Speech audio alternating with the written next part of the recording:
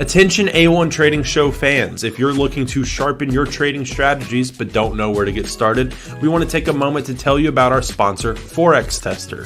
Forex Tester allows traders to backtest their trading strategies thoroughly before going live with real money.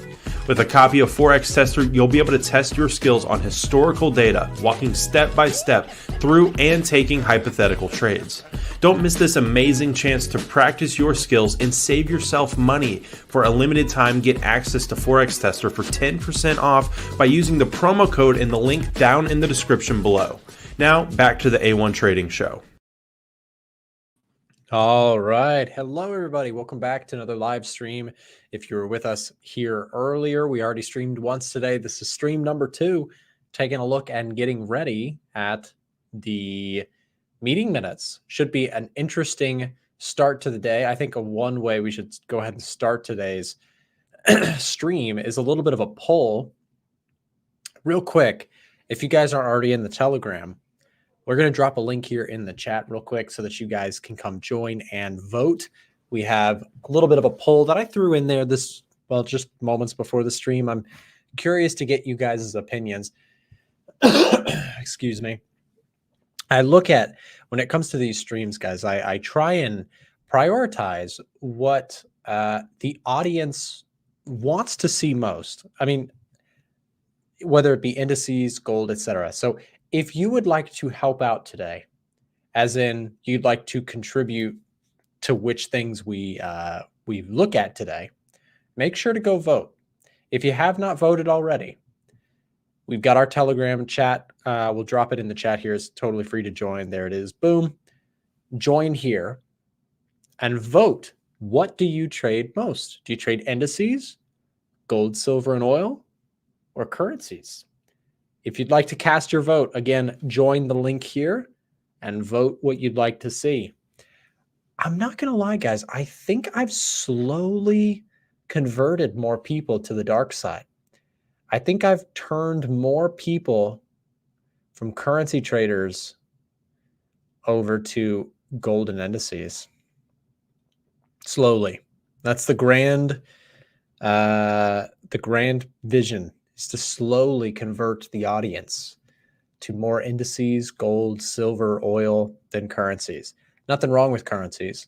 I look at the dollar in every single one of my videos, so I'm not saying they're not important. But I think that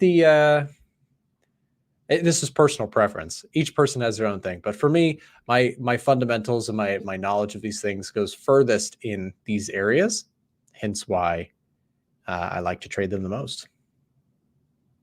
All right, let's see what I think my guess is this is going to be number 1.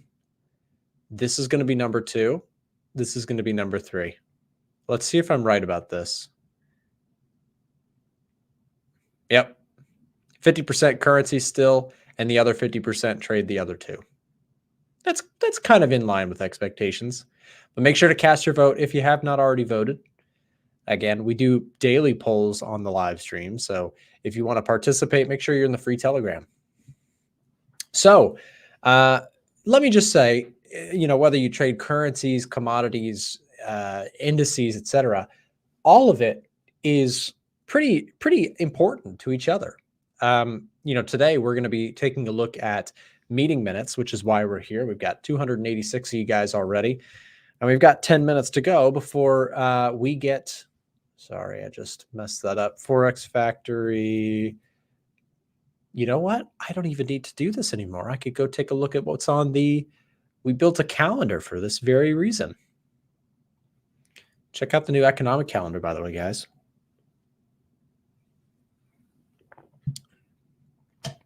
If it would load. The only issue with the Edgefinder is that it's similar to TradingView. It uses, your computer has to work a little bit to run it. So sometimes when I'm streaming and using TradingView and using the Edgefinder, sometimes my computer is slow. Anyways, we are here for, of course, the Fed meeting minutes coming out at 2 p.m. And that is, by the way, that's coming out in 10 minutes. But meeting minutes will be very, very intriguing.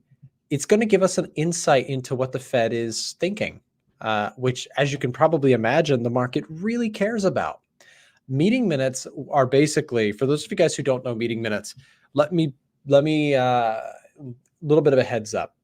Meeting minutes, which are coming out in 10 minutes, the idea behind them is they're not a strict number that drops. It's a report, basically minutes from the Fed meeting that doesn't happen in public, right? So we get those notes shared publicly on the meeting minutes, which comes out in about 10. Now, here's the thing.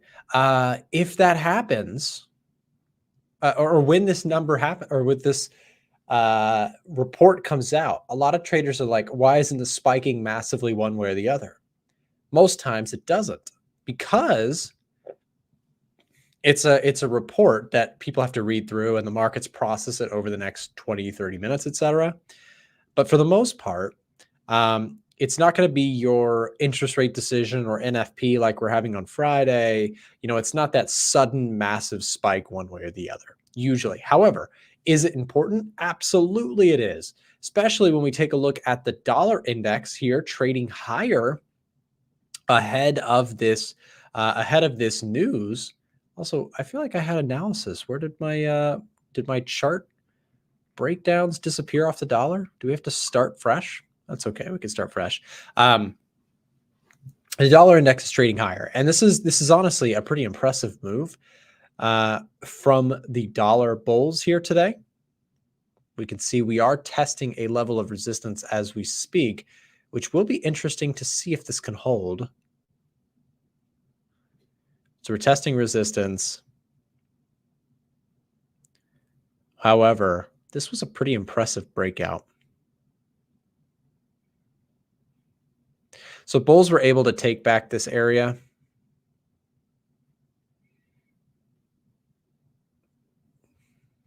Pretty much right here. This was the nice bullish breakout, forming pretty much here and then finding support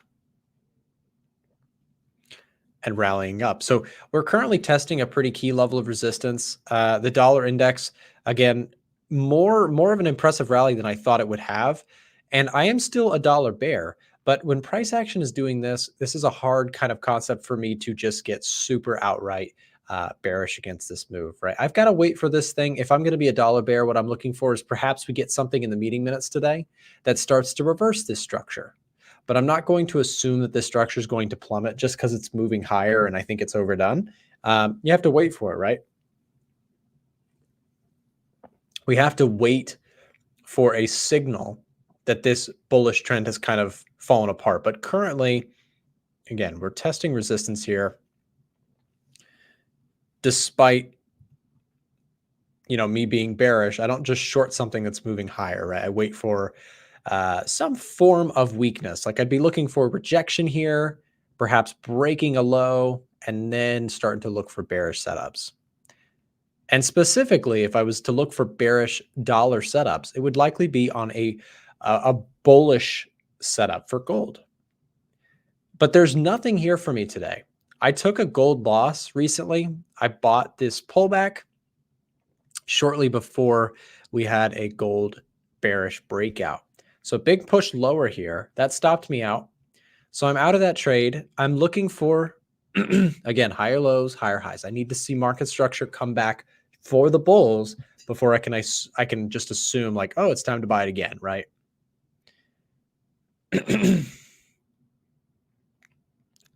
So also another thing to point out, the indices falling again today, same concept, exact same strategy with gold here for me today is this.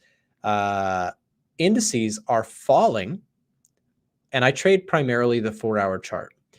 When the 4-hour chart is doing this, where it's not giving you any breaks and higher lows and higher highs, I can't be a buyer in this market. I have to wait for this market to actually show signs of bottoming. So if we get some sort of breakout here today or in the next coming days, different story. But I am overall a index bull this year. I'm a gold bull this year. Absolutely. I think that there's a better chance for higher prices towards the end of the year than there is for lower prices. So again, waiting for breakouts before getting involved though. Anyways, guys, we have 5 minutes to go before meeting minutes. I'm going to continue to take a look at charts, to take a look at setups for you guys as we get closer to meeting minutes. Let me just remind you, it's not likely to be a spike immediately, but we will be trading the aftermath of the meeting minutes to look for clues where this market wants to go. What does the Fed want to do next? That is the big question here as we approach the meeting minutes today. Thank you very much, Metal Seer, for the $2 donation. Thank you very much for supporting the stream. I very much appreciate that. Yeah, we've got a 5-minute warning. Real quick, guys, we are getting very close to the event. I'm going to just, well, actually, we'll come back to that in a second. We got more charts to get through here before the end. Let me say this. I will say this. We are doing, if you haven't already heard from our stream earlier today, if you're someone who regularly watches the show, you regularly watch the stream, we are currently doing a huge discount for the New Year's. We're doing 25% off if you direct message us on our website. Chandler, if you don't mind dropping the link for us, if you guys would like to get access to our software tools or to our signals, currently you get 25% if you shoot us a message. That is the way to do it. So if you'd like that discount, shoot us a DM on our website. Again, we'll drop that link there for the people who would like to do that.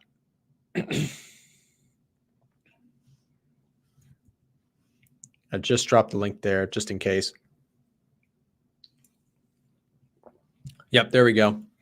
Yeah, so send us a direct message if you guys want access to the 25% off New Year's sale that we're doing right now. Anything in our store you want, it's 25% off for a very limited time. So I just want to get that out there. If you haven't heard about it, take advantage, shoot us a DM, connect with someone on our team. We'll get you hooked up with the big discount for the New Year's. People saying dollar index is changing, trend is to the bullish side. I mean, it could be.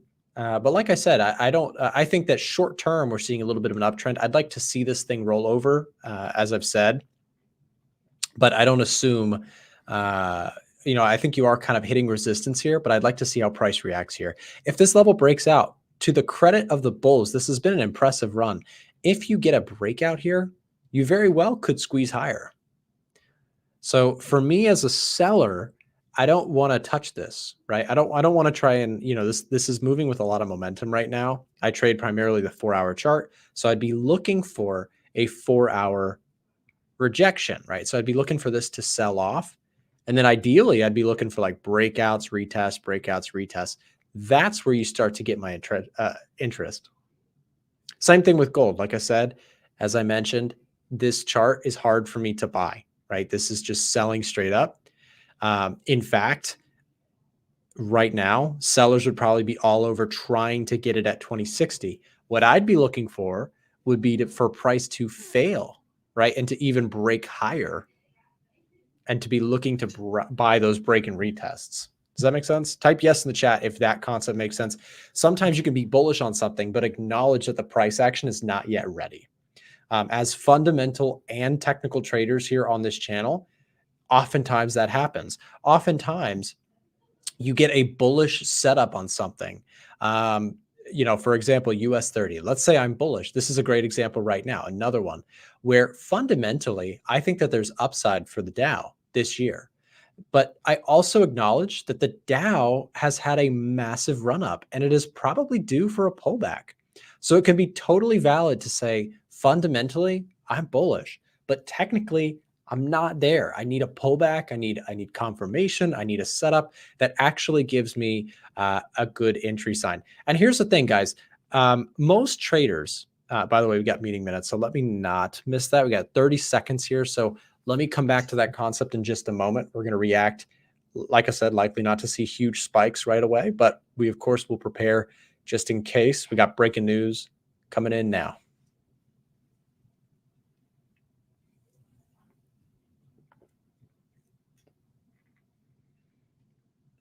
Okay, and we are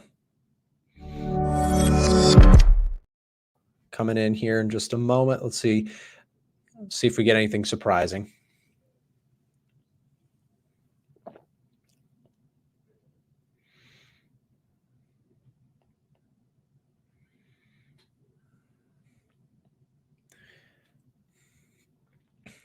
Again, initial reaction kind of mixed as the algos go in and read through the text. But a mixed initial reaction. As we mentioned, remember, unlikely to see a spike strongly one way or the other. More likely to see possible bigger moves to come into play in the coming, hour or 2 hours. Let's take a look, by the way. S&P giving back any gains that it did have. Dollar index flat, gold flat.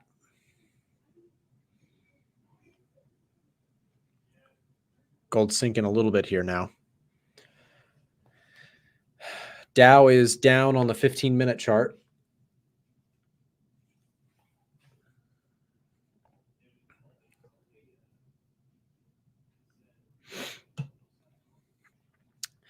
Devin, if you're looking for a broker that is that allows you to use MetaTrader and is regulated, it depends if you're in the US, but I'm going to drop a link for you. We have a list of regulated brokerages from whatever country you're in. You can search brokers by country using this link. Our website we put together, we spent a lot of time just going through brokers, our different partnerships. There are referral links on those pages, full disclosure. So you'll be supporting our team here at A1 if you do choose to use a link there, but you can also just browse the brokers and see what we recommend. In the US, yeah, Devin, just click the US one. You can find all the ones that are on there are the ones that I personally use. Just click this link, go to US, and those brokers are the ones that I personally use to trade things. I think if you want to trade currencies, you can trade MetaTrader, but I don't know of any US. I think there's a futures. You might be able to use MetaTrader 5 with some US brokers, but I've moved away personally from MetaTrader. I've really switched to TradingView heavily. If I want to take trades, I can trade them directly on TradingView with the brokers that are listed on that page I dropped in the chat. Anyways, look at this. Nothing can stop, it seems, these sell-offs in. Look at that. NASDAQ down almost 1% on the day. You've got gold down 1.2%. And this is still looking like a struggling market here.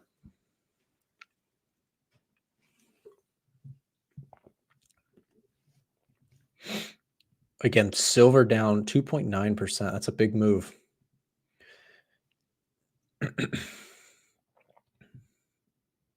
By the way, guys, just a heads up, if you have not already joined the VIP Discord for the New Year sale that we're doing, that is available right now. If you send us a message, we just put that, there it is right on the screen there for you. If you use that link, it's in the chat and in the first link in the description.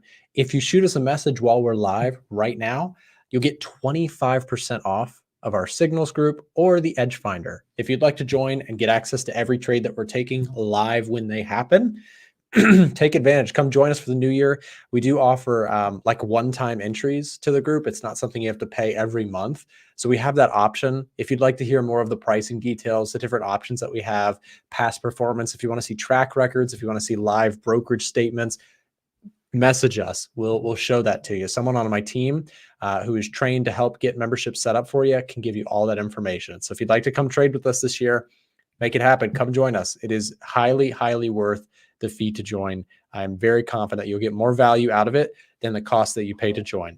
So definitely tap in, come join.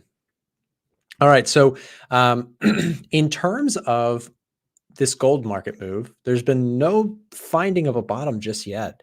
Again, silver down 3% almost today. That's a big move.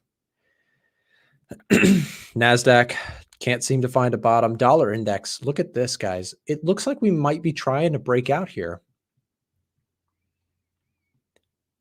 I would say if you get a strong breakout here,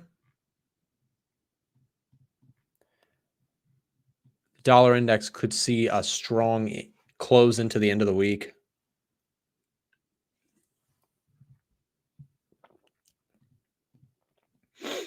Yep. Thank you for the clarification on that. Powell is not speaking. These are just meeting minutes. These are like notes from a private meeting that they had. Okay.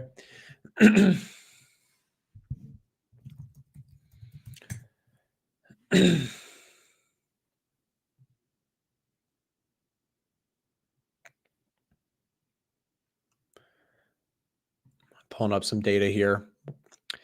FOMC meeting minutes. Participants viewed policy rates. Whoops, I didn't mean to click that. Minutes. Participants viewed policy rate as likely at or near its peak. All officials said clear progress made in 2023 towards Fed's 2% inflation target.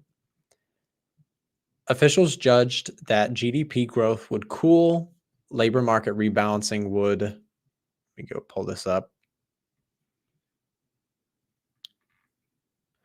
Labor market rebalancing would continue in 2024. Officials viewed risks to inflation, employment moving toward greater balance. Okay. All of these things sound pretty dang dovish so far. Meeting minutes. Most participants expected restrictive policy stance to continue to soften spending and reduce inflation. I mean, so it seems, I mean, this is a clear follow through in terms of Fed pivoting. However, this is, I suppose maybe the reason there's not a bigger reaction is that most of this was pretty much what the market was thinking. We could take a look at the yields world. Bond yields are up on the 2-year today, flat on the 10-year. Interesting. Here's the euro. Euro trading back down to support. See if we can get a reaction here from the euro. Euro's been kind of stuck in a range recently. However, this was pretty significant. I'm sorry, this is the pound. I'm looking at the pound. The pound had a pretty significant breakout to the downside, but now testing, I think, a longer term level of support. I would say if you're somebody watching the pound, if you're bearish, this could be interesting to watch for this level to be taken out. If that does happen, you could very well see a much bigger slide on the pound if there's going to be really some strength to the dollar here for the coming days, weeks. And again, I do think short term that the dollar index has more room. I've said this is why I'm not outright shorting it. Indices have really run a strong marathon into the end of the year. But I think it's very okay for these things. I've said this. I put this on my Twitter. It's okay to acknowledge that you can be bullish on something. Oh, and I came back to this point. It's okay to acknowledge that something you can be bullish on and still recognize that it probably needs a pullback, right? So I'm not shorting the indices. I'm not shorting gold, but I do recognize that, okay, these things are going for a pullback right now, and that's totally okay to take a look at or totally okay to consider. So what I said this earlier, as a fundamentalist, oftentimes, that is a crazy T. Let me fix that T. As a fundamentalist and a technical trader, I use both in my trading. Sometimes these two things disagree. So like, for example, I am fundamentally still bullish on indices, but technically, I think these things have room to come down a bit. So sometimes you get this disagreement, this lack of harmony. There's probably a vocab word for that. Disharmony. I think that's a word. When you get the disconnection between these two, it's okay to acknowledge that there's no trade to be made in this scenario. For me, what I got to see is I have to see these two things start to align again. If there becomes a bullish setup, then okay, we're talking about a different story. That was why I caught the big move that we caught last year towards the end of the run-up. If you guys have been watching the show, you know that was a massive trade that I did not stop talking about because it was so crazy. It was my trade of the year last year by far. This year, I think that indices have extended themselves a little bit, and I think they're due for a bigger pullback. I don't think it's out of the question to see the S&P 500 specifically trade back. I'm sorry, this is the NASDAQ specifically to trade back down to like 16,000. You take a look at the S&P 500 trading back to potentially 4,600. Take a look at gold. I think gold is bullish, to be honest, but fundamentally gold is bullish, but I think technically it looks bearish. So until the technicals flip, I can't take another gold trade. If that concept made sense, do me a quick favor and type yes in the chat for me. I do this periodically just to ask the community to make sure they're following, to make sure they're on the same page with me on that. So we'll be watching that close. Again, I'm also waiting for some confirmation from the Edgefinder's algo. Of course, it takes into consideration everything from COT data, retail sentiment, seasonal trends, overall momentum, economic stats, inflation, labor, interest rates, etc. It looks into all these things. It gives us bullish and bearish biases. We still have the NASDAQ staying alive here, but a lot of the indices have pulled off, and I'm actually glad to see that. I've made the point that I think, like, again, indices need to pull back. Same with gold. Gold fell off here. I'm waiting for gold to come back onto the Edgefinder as a bullish setup here to really flip me back into the bull camp. We've looked at COT data. We talked a little bit about retail sentiment. If you missed this earlier, here's where the retail crowd is currently at, and we've got lots of cool data to talk about. One thing that's a little bit concerning is this new chart. Check this out, guys. Edgefinder users, we got just tons of new data coming out for you this year. But check this out. This is the AAII Investor Sentiment Survey. We've just put a copy of it on the Edgefinder for easy access for our users. Market participants that were polled have gotten very, very bullish, and this is kind of key information. When everybody gets really crowded on the bullish side, I think that that's a time to either take profits, to trail stops, to at the very least just be cautious. And we see the crowd kind of slightly shifting back bearish. But again, I think a good market, usually a time I like to take trades, there's a nice healthy balance between bulls and bears. So we'll watch that close. But again, AAII Investor Sentiment Survey, this is now available on the Edgefinder for you. Treasury yield curve also, it's got some work being done to it. We're adding more historical data, so I'm not sure if it's going to load right now or not. Maybe it does, maybe it doesn't. There it is. Okay. Historical yields, we are inverted on the yield curve. 3-month and 10-year are diverging pretty substantially, so that is meaningful stuff there as well. And I do want to mention to the gold traders out there, I made this point earlier, but seasonally, January and February are both historically in the last 10 years good months for gold. So I'll potentially be looking to trade that seasonality to gold as well. Same thing with the VIX, as you saw before I flipped it. So the VIX last 10 years has seen tick ups in January and February.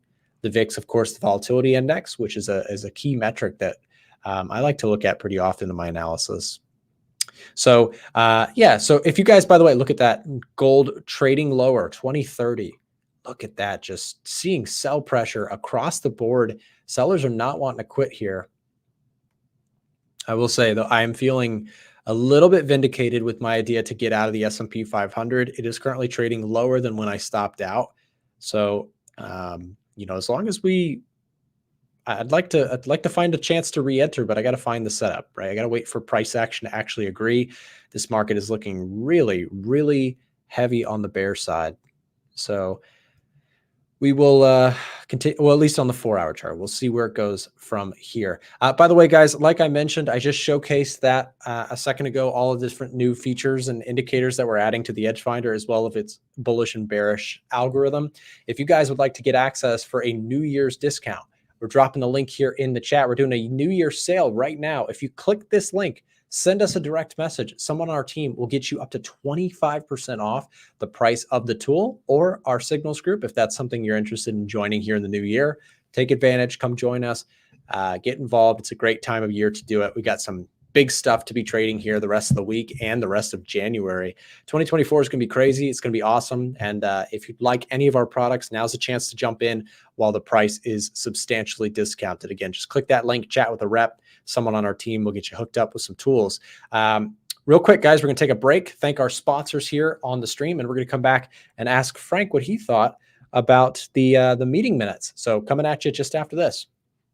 Attention A1 Trading Show fans, if you're interested in getting free access to the Edgefinder or our premium trade alerts, listen up. For a limited time, our show's partnered broker Eightcap is giving out free access to our products when you sign up for a new trading account with them. If you already have a broker, you may want to consider switching to Eightcap because of their low trading costs, a wide range of trading assets, and their amazing customer support. If you'd like to get access to our software and Discord server for free, click the link being dropped in the chat right now and ask one of our team members for more information. Don't miss your chance for free products and an award-winning broker. Now, back to the A1 Trading Show.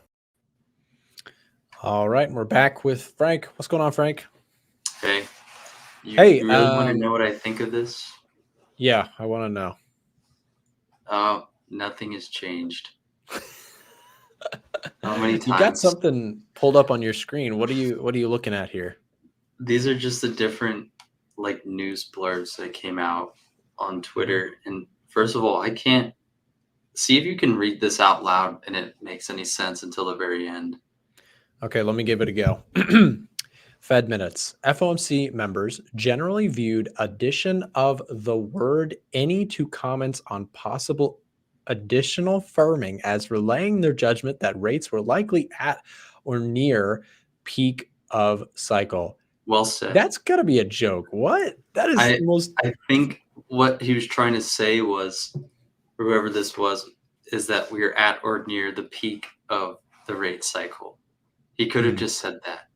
But yeah, so that hasn't changed at all from like the past several months. We are at or near the peak. And the same sentiment going way back earlier into like early in the year of 2023, where they said, you know, the Fed projections were latter half of 2024 is where they think they would cut rates. And then everyone was saying that rates are going to be cut in March. Everyone thought that we would get an early start on the rate cuts, but that wasn't ever said by Powell, and it wasn't entertained by him to the extent of what time he would cut rates.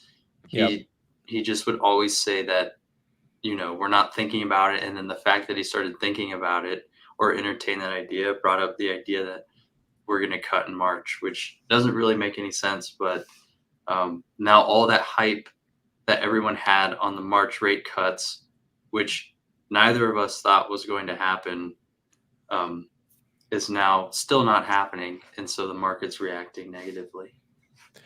Yeah, I think, you know, the markets got so excited about the idea of like rate cuts that suddenly I think, I could be wrong, Frank, but I think the Fed tool was like signaling like 7 rate cuts or something in 2023, which was really, you know, optimistic, I guess, to say the least, to think that they went from one meeting saying, you know, as we covered all the meetings together, they went from saying like, yeah, we're not even talking about rate cuts, to the next one saying, okay, we're thinking rate cuts. But I think the market really jumped ahead of itself a little bit in saying that, yeah, we're going to do 7 after they said 3. I could where be wrong does that on number that. come from? I think it's the Fed Watch tool. They were saying, yeah, at one point it was pricing as early as March up to 7 rate cuts were like probably expected. So I mean, I'm watching the Fed Watch tool. It's still like 90% think we're gonna stay. It says 8.8 says we're gonna cut. So like I don't understand like where they kind of pick these numbers from of getting this optimism around rate cuts when they're just not there.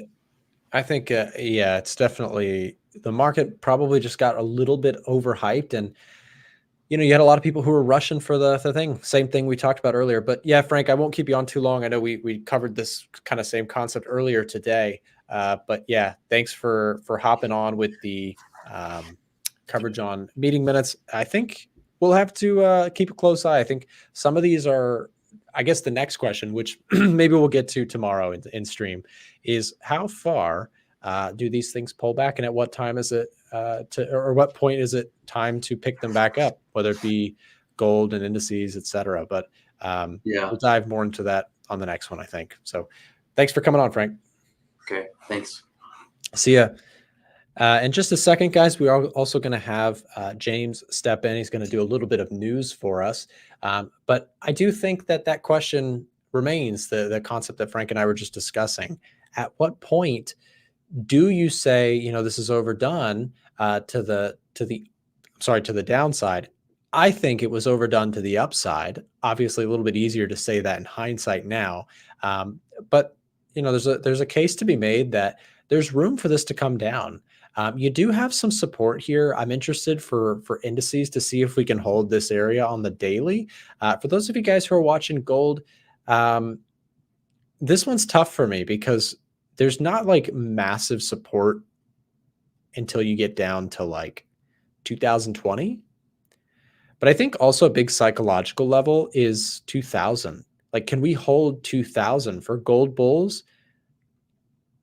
And to be honest, overall, I am still very bullish on gold, but I just keep coming to that point. I've got to see price action turn around before I can actually take bullish setups. Because this thing could continue to slide down. I mean, if you're looking left on the 4-hour chart, the next like huge level of support, I would say, is not down till 2020.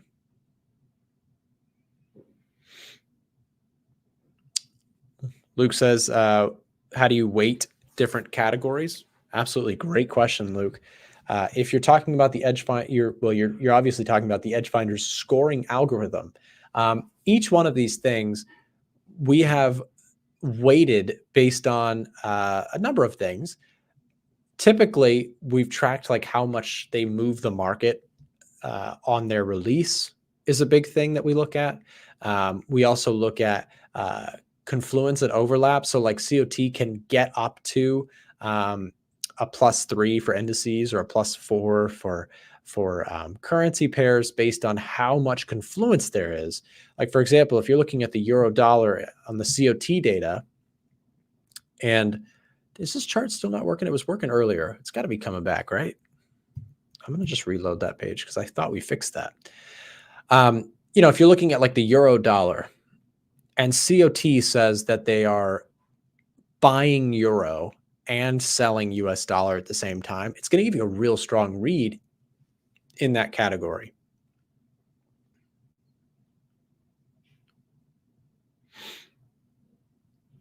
It's reloading this chart because we were working on it. We got it fixed. Yeah, there it is. So this is kind of cool. You guys might like this. Let's go take a look at gold and I'll show you something. This is a new indicator that's on the Edgefinder. The guys and I, we worked on this one together. It's the smart money indicator. Fancy name. It's basically just tracking smart money or COT institutional money flow versus retail. And check this out. We're looking at gold, and I find this so fascinating. The white line is the price of gold, okay? The blue line is institutional money. You can see it's been following price. Institutional money has been betting on this trend and riding this trend. Very cool. But then look at retail. Look at retail here, guys. Retail has been betting short against this rally. I find that really, really interesting. So it's almost like during this rally that we've had in gold, institutional money has been bullish and retail money has been trying to short gold. Now, of course, today you might say, well, retail traders were right. Yes, but how long did it take them to be right if they've been wrong all this period? This is a weekly chart, guys. That's several weeks where if you were shorting this against the flow, you would have lost a lot of money. My point is, by tracking institutional money versus tracking retail money, we can get an idea in which there are strong divergences, especially recently on gold. Institutional money is still bullish, while retail money is very bearish. Very, very useful information. Again, this is the new Smart Money Indicator page. If you do have the Edgefinder, just head over to this. And if you do not have the Edgefinder, today's your lucky day. We're doing 25% off for New Year's. We dropped a link earlier. We'll drop it again here if you missed that. But again, if you message us before the end of the stream, we'll get you that 25% off discount on the Edgefinder. Click that link, send us a direct message, let them know that you saw the New Year's sale on the stream, and we'll get you hooked up there. Real quick now, guys, we're going to transition. We're going to let James take over the stream here for a little bit, do a little bit of an update for you guys on market news. So we'll bring James in, say hello to him, and let him take over. Hey, James, how's it going? Hey, good. How are you? I am good, and it's all you, man. We'll let you take over the screen share here. I'll back out, and we'll let you lead with the news. Sure. Sounds good. All right, guys. We definitely have a lot to talk about, and it's only the third day of the new year, but that doesn't stop the markets, and that's not stopping the news. So let's go ahead and jump right into it. So first off, these are the rest of the news events for the week. I have Wednesday on here, so this is everything that we had today. ISM manufacturing PMI, JOLTS jobs openings. We were live earlier for that. And then we just finished up with the FOMC meeting minutes. Now, tomorrow we have a few more things to pay attention to. Over in the Euro area, we're going to have German preliminary CPI numbers. And then here in the US, we're going to have ADP non-farm employment change as well as unemployment claims. Those are happening early tomorrow morning. This one is at 8:15 a.m. and this one is at 8:30 a.m., which means that we are going to be doing an earlier stream tomorrow in order to cover this news. Most likely is starting around 8:15 a.m. Eastern time. Again, that is tomorrow. And then finally, to round out the week, first week of the new year, we have Canadian employment news. We have Canadian employment change as well as the unemployment rate. And then U.S. Employment news as well. We have the U.S. average hourly earnings, non-farm employment change, the unemployment rate, and ISM services PMI numbers. So it's like, we haven't had markets open. We haven't had any, we've had federal holidays and the new year and everything. So they were like, you know what? We haven't been able to get news out for the past week. We are cramming everything into 3 days, Wednesday, Thursday, and Friday is what it seems like, at least for U.S. news, because we have nothing but U.S. news coming out this week.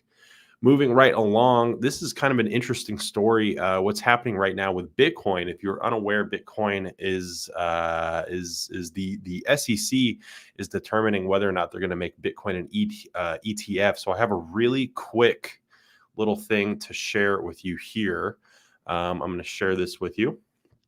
This is a article on marketwatch.com by Francis Yu. And if I close out of this, really quick read right here. Bitcoin pulled back on Wednesday, erasing almost all of its gains logged in for the first 2 days of the year ahead of a major deadline by which the U.S. Securities and Exchange Commission, otherwise known as the SEC, will decide on whether it will approve the exchange-traded funds or ETFs that invest directly in Bitcoin. The crypto Bitcoin fell 5.7% over the last 24 hours to as low as 40,838 on Tuesday after a rally on Tuesday that sent it above 45,000 to the highest level since April 2022. So basically, in the first 2 days, Bitcoin was rising, then it dropped today by over 5%. And this is ahead of the SEC's approval to approve a spot Bitcoin ETF, most likely by January 10th. And there's a couple big markets that are getting involved with that. People like BlackRock and Goldman Sachs, ARK Investment. I have a little bit more about this here.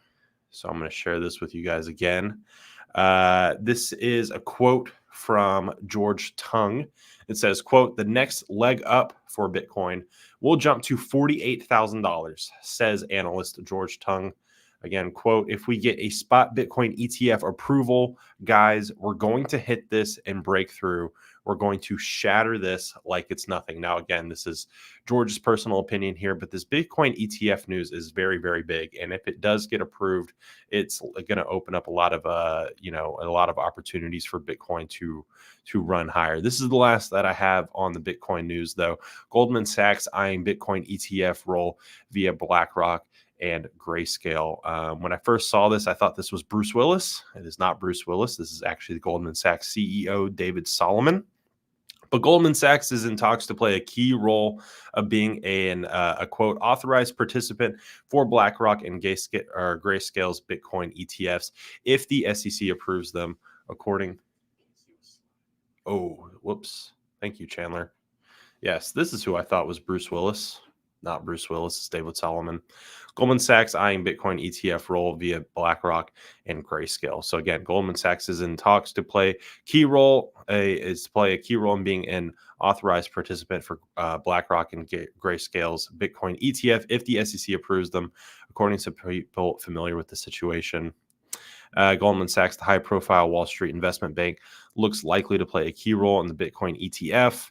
The company is in talks to play an authorized participant, or AP, for its exchange-traded funds, according to the people who requested anonymity.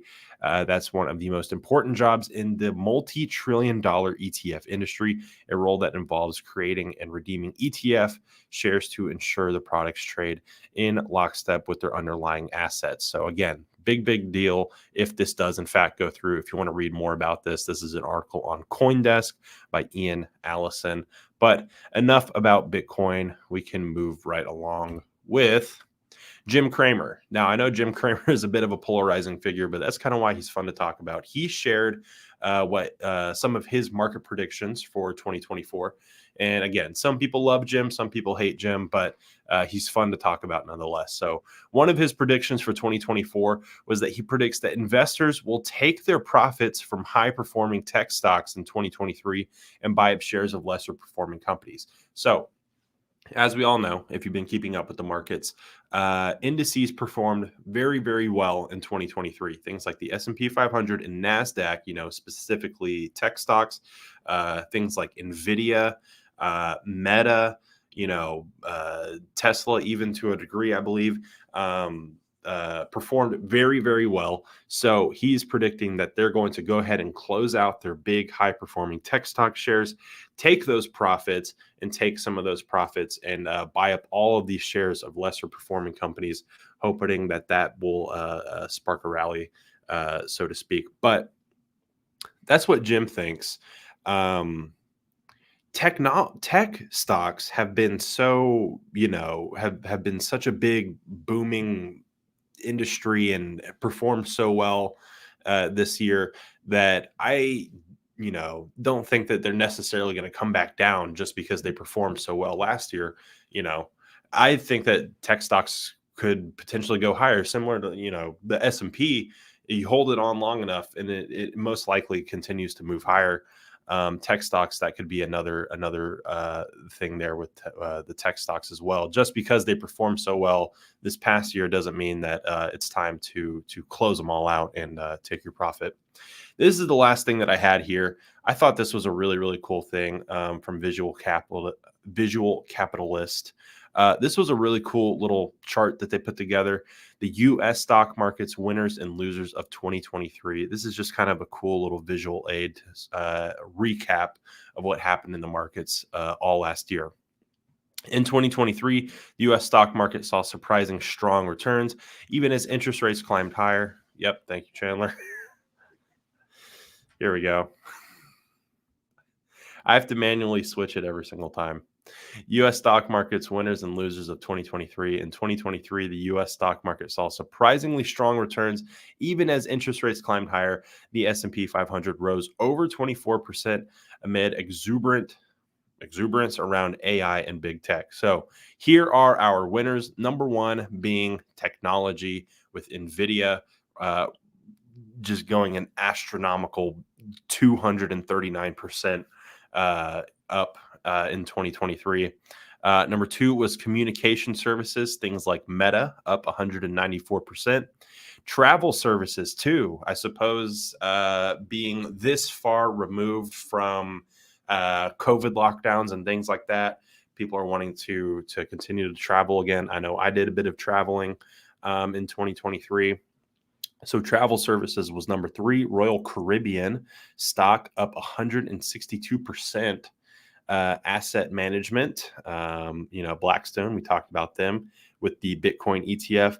And then industrial subsectors, GE up 96%. And here are a bunch of little boxes you can kind of see. Here's number 1. So here's tech stuff.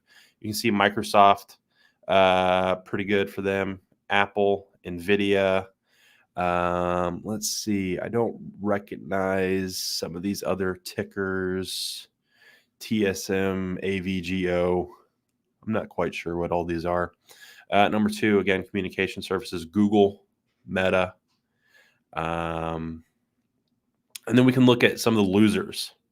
So losers, utilities. The utilities sector declined the most given its sensitivity to rate increases in high capital costs.